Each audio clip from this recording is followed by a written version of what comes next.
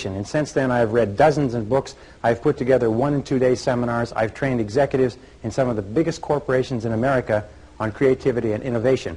In the next 55 to 60 minutes, what I'm going to do is give you 21 key ideas or concepts that you can use to think far better and far sharper, that you can use to accelerate your career, to remove obstacles and roadblocks, to achieve creative breakthroughs, and to get far more satisfaction, performance, productivity, and profit out of yourself and out of your business.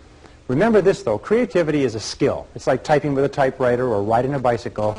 You can learn the skill if you learn the systematic methods of creativity that we're going to talk about here.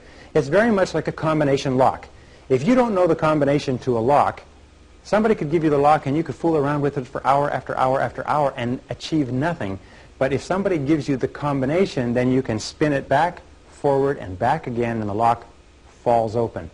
Creative thinking methods are very similar to that. That if you use creative thinking methods on a regular basis, what you do is you develop a whole series of combinations that enable you to open the lock that blocks your progress, that keeps obstacles in place, that stops you from achieving your maximum potential as an individual, as a manager, and as a business owner. So let's go to the board and let's talk a little bit about creativity, and let's start off talking in the very simplest terms. The first of the 21 ideas, which I think is a critical starting point, number one is, what is creativity?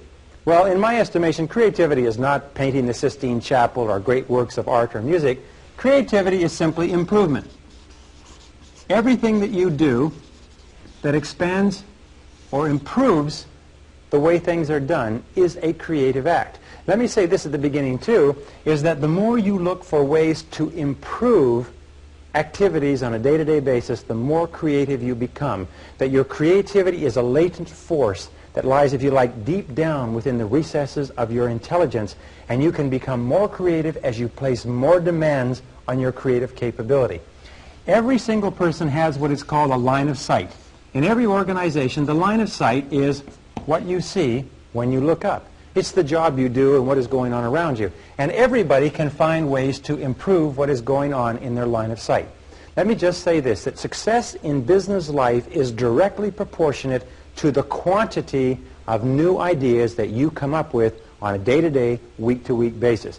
A person who comes up with a continuous stream of good ideas, or even a continuous stream of average ideas, is a person who is destined to great success in business. People who come up with no ideas or very few ideas are usually stuck where they are. So look in your line of sight.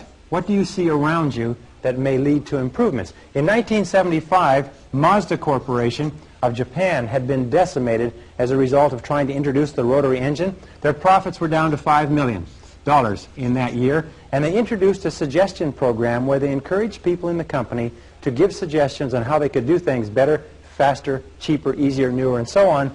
And the first year they got 200,000 suggestions. And they implemented 60% of the suggestions. A total of 120,000 suggestions were implemented, and they found a very interesting thing, is that although they had a reward system for good suggestions, the major reward that people reported to them was seeing their suggestion implemented in their line of sight. The satisfaction they got from coming up with an idea and seeing it applied was the big payoff. In 1980, only 5 years later, Mazda Corporation had made an astonishing turnaround. Their profits were up to 95 million. The number of suggestions was running at 2 million suggestions per year, and they were still maintaining a level of implementation of 60%. Profits had increased 1,800%, and the officials of Mazda Corporation said that the primary reason for it was the suggestion system, where they encouraged everybody to be innovative and be continually looking for ways to do things better. Now, as opposed to that 60% implementation, when we test the level of implementation of suggestions in American or Canadian corporations, we find that the level is about 10%. Now, if it's 10%, what does that mean? It means for every 10 suggestions that a person gives to the average corporation, 9 of them are rejected. What does this do to a person if they have 90% of their suggestions rejected on an average basis? Do you know what it does? They say, what the heck, forget it, it's not worth it. What's even worse than that is many companies encourage suggestions and then they ignore them if the suggestions are inconvenient. Now, all the work that's being done in excellence today, all the work that's being done in the best corporations shows that there's a direct relationship between ideas and profitability. Between ideas and profitability.